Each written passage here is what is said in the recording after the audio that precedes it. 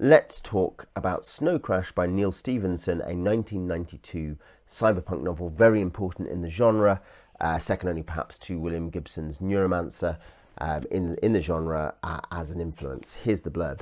After the internet, what came next? Enter the metaverse, cyberspace home to avatars and software demons, where anything and just about everything goes. Newly available on the street, the metaverse's main drag is Snow Crash, a cyberdrug. Trouble is, Snow Crash is also a computer virus and something more, because once it's taken, it infects the person behind the avatar. Snow Crash bleeds into reality, which is really bad news for Hero, the freelance hacker and the metaverse's best sword fighter. He wrote the code. And Whitey, skateboard courier, street imp and mouthy teenage girl, because reality was shitty enough before someone started messing with it. Exploring linguistics, religion, computer science, politics, philosophy, cryptography and the future of pizza delivery, Snow Crash is a riveting, breakneck adventure into the fast approaching future. I really enjoyed this. I don't normally talk about like star ratings. I do rate stuff on Goodreads because I enjoy rating stuff.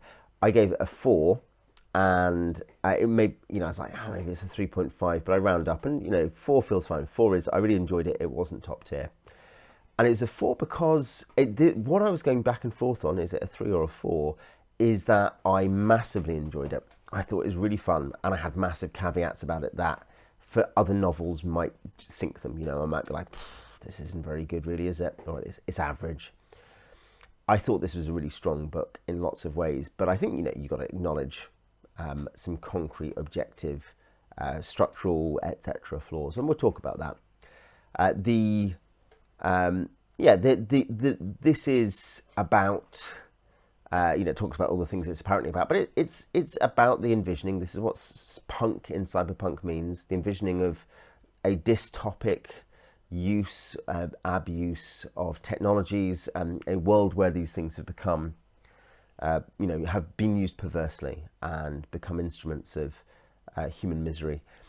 This is why, by the way, when people talk about a wonderful ecological future and call it solar punk, I get frustrated, because you're like, no, that will mean people making the solar panels will make us live underneath them and moving them around like slaves or something horrendous.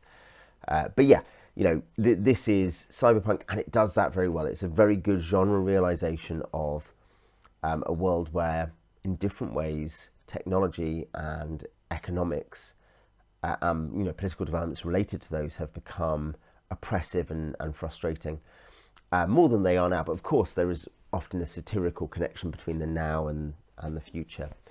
It's also not wholly negative about the internet, certainly. This is a point where there are 300,000 internet users or something in the world. Not very many at all, even by population sizes then. And there is a lot of kind of like hope and potential and what the internet, the exciting Wild West elements of it, which were, I think, significant, probably mentally and emotionally, in the early 90s. By that I mean for the real pioneers, your Usenet people. So yeah, I think it does that really well, and certainly the setting is really interesting. The metaverse, that there's a pointed term there, isn't there? The metaverse and the envisioning of the VR world and the importance of it, and the way that connects actually to an increasingly straightened, cramped real life, is very apposite and powerful, and both the good and the bad of that, in fact, and the dangers. And that's the thing where Hero, who's a programmer who was involved in creating the metaverse as we have it in the book, he sees this and starts to reflect on it. And the real world, where the United States is now mostly run by franchise businesses, but including the mafia, including Mr. Lee's Greater Hong Kong, whatever that is, including the Reverend Wayne's Pearly Gates, and many other, and there's a free market in police forces, which means that you can get the really top guys, or the mall cops or whatever.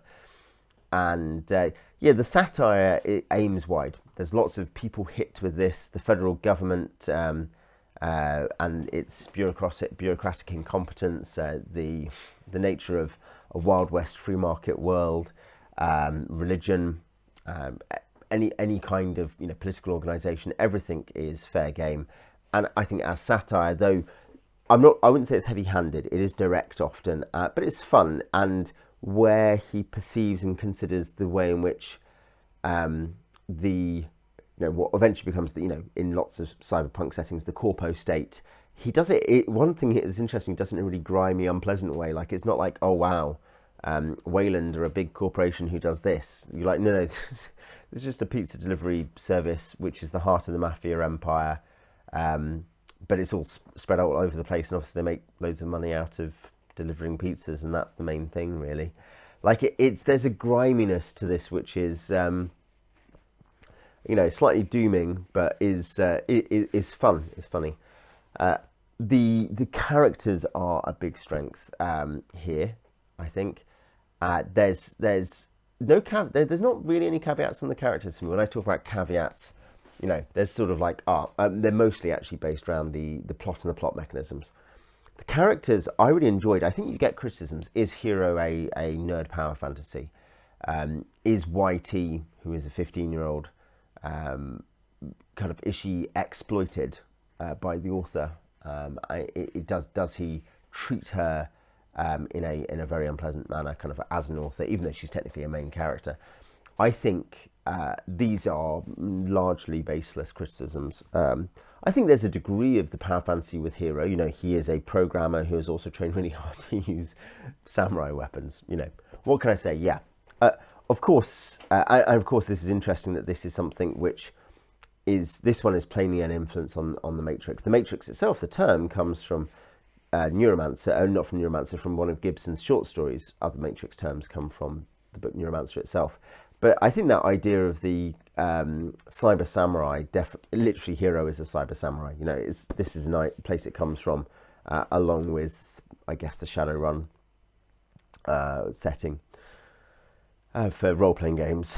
So I think Hero is partly that, but I think that doesn't feel like the most significant thing about Hero. There are some decent action scenes with him in it, but chiefly Hero is a just actually likable character. So is YT. These are actually likable characters, which is not Mary Sue's. One of those things about people wanting dark and complex characters. These characters are complex, but the Mary Sue is often unlikable. They do unlikable things and we're meant to think they're nice. Here, Hero and YT are nice people, and I kind of like them, and I could get on with them. And Hero, he has flaws, and he investigates his flaws in the book as partly or significantly about how he develops through those flaws, which is a classic character arc, and I think it's good. I enjoyed it. I like Hero and YT. I like their friendship.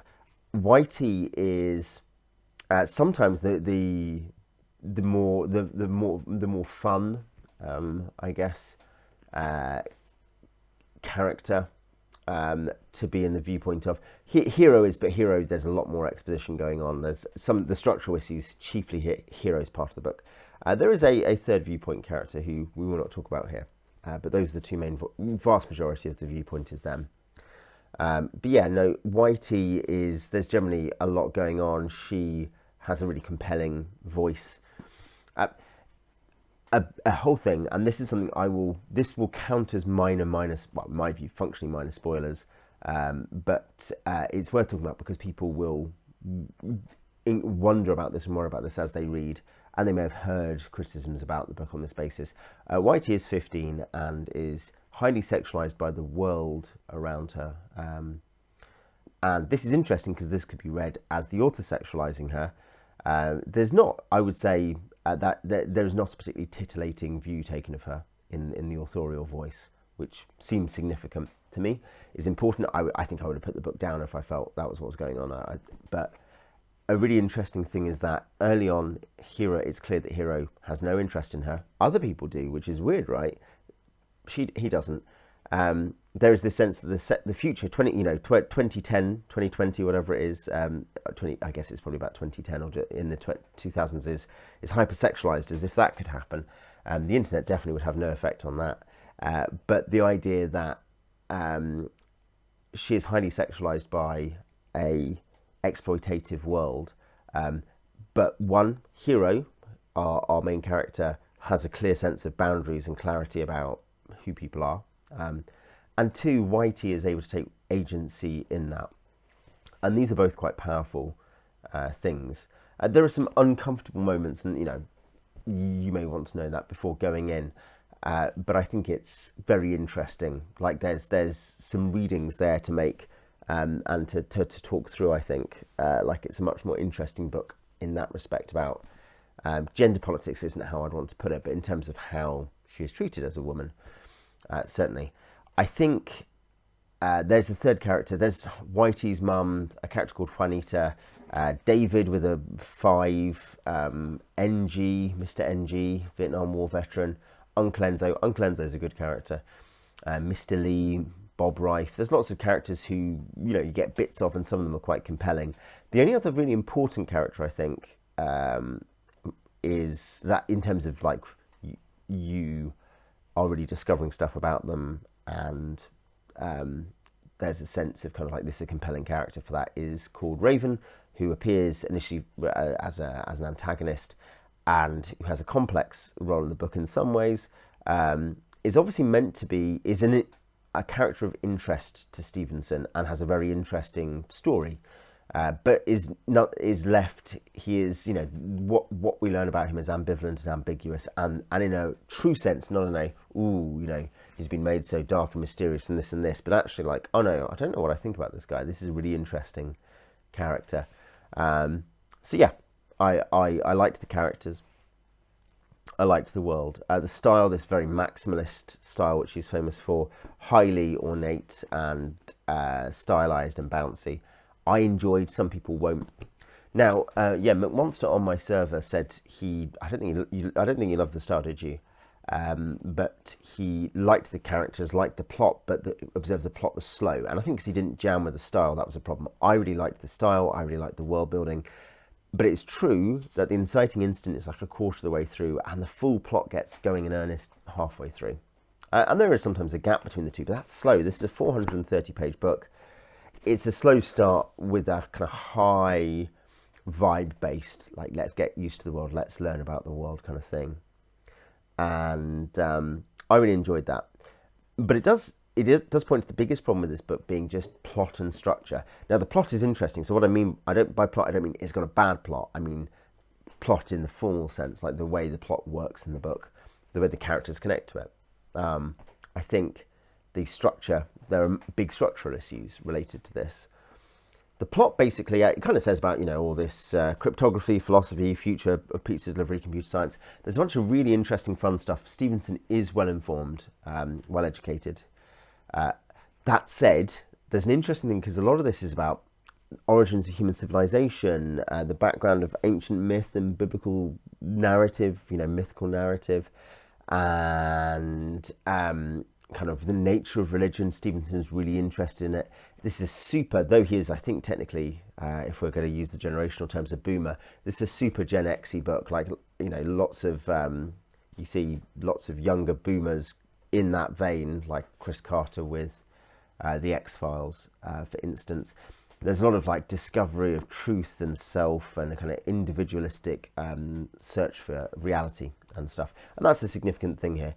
Setting that aside, that is definitely there, but I think it's behind this the kind of a very quixotic and personal vision of truth, religion, language. And I'm not, you know, and there's a very fun, I'd say that's really fun. Like when you accept it's just gonzo and crazy, it's fun. There is the slight sense of, based on kind of where my academic specialities are, I'm like, okay, this is kind of ridiculous, isn't it? Like this is Da Vinci Code stuff. It is better than the Da Vinci Code as far as like a intellectual exercise goes. It's much cleverer than that, but it's about as ridiculous. But then the Da Vinci Code was fun, you know, like there might be some things that weren't great in it, but you're like, oh yeah, the idea there's all these weird mysteries and we're discovering all the weird mysteries. That's fun. It's the same with Broken Sword. Broken Sword, the games, they're fun. They're all these ridiculous mysteries. When you take that on board, all this stuff is, you know, actually, I really enjoyed it. I thought it was in a campy, ridiculous way. And I think there's a degree to which that's probably intended and a degree to which it's profoundly not intended. Really worked for me. I liked it. It's a genre I like. I like the X-Files. I like the Broken Sword games. I liked the Da Vinci Code with about 1 trillion caveats. Yeah. I think one thing Dan Brown is better at, though, is just structure. In fact, Dan Brown is entirely a writer who relies on structure, given that everything else in those books is quite bad. and Stevenson is not that. A big thing is there are several points just where you get chapters full of, it is like actual Basil exposition stuff of like the librarian demon in this intel stack that he's got, just telling him stuff, and they talk about it, but like it's a thing. I'm trying to think of character books it reminds me of a bit. But, you know, just where the characters fade out and they're just talking about stuff, and now that it's just the author having a conversation with the author about the stuff the author wants to tell you. It definitely felt a bit like that, you know. Like you get some, like who is that I'm thinking of? I like Umberto Eco can very occasionally hit that, for instance. You know, you get that with a few books, but where you got this conversation going on, but you also get later plot revelation conversations where the same thing happens, where you're like, there's a bunch of people talking, but it doesn't really matter who's talking. It's just you, the audience, need to know the real solution of this, frankly, insane conspiracy theory Neal Stephenson's come up with. And that's a problem. You know, I didn't mind it. I was like, yeah, this is fine. I'm interested. But I think if you didn't like it, or if you are incredibly sensitive to that, you're going to struggle. I think similarly, there is a way in which, and this is partly because of the slow start, some things are, and the back half, there's actually a lot of action as well. There's lots of stuff going on. It's really fun, even with the exposition. But I think it means you end up getting these weird things where like stuff set up but not, like, is it paid off? It kind of is. Everything he sets up is paid off. Some of them quite satisfyingly, but some things are kind of like, oh, I guess it's time to tidy that up now. I think it means that you end up, he has to put a story into the world, basically, and the story ends up being quite fun. But it means you've got these things where, like, the stuff where you're enjoying finding out about the world and the atmosphere, and you know, you're all the, and it, you know, in that sense, it should remind you of the visual aesthetics of Blade Runner, not so much androids, but Blade Runner, or which is proto-cyberpunk, of course. Or, and this isn't cyberpunk, but is obviously a related genre, the Perdido Street Station universe. This kind of heavily atmospheric thing, and then suddenly we're like, okay, we now need to do stuff, and it's still kind of atmospheric and cool, but just stuff has to happen, and now there's a bit of exposition, and okay, I guess we need to pay off a character beat or a thing that's been set up, and he does that, and that means he's a lot better than lots of authors who are very popular, but it just means that you can just tell that the way he has set things up and the way he has not integrated exposition to plot, things like that, just means that everything sort of just like careens all over the place, and it's a wild, fun ride, but it is definitely a ride, you know. So I think, is it this recommendation? Yes, it's absolutely a recommendation. This is a great book. This is great fun. There are caveats to do with some content things some people won't like. There's some structural things that will annoy some people. There's voice things. I mean, people who don't like the kind of like, kind of highly, strongly voiced, whether it's, you know, there's elements of the noir voice, there's elements of the 90s slacker and cyberpunky kind of movies, things like that, like those kinds of voices. If you don't like that stuff, then you're not going to like it. But just at a kind of objective, creative level, it's great. At a textual level, you know, and a subtextual level, when I think about Raven, I want to go back to the book at a later date and really work through some of the subtext of that character. Intensely kind of in fun, interesting plot, and a native ability to keep stuff going, even with these flaws.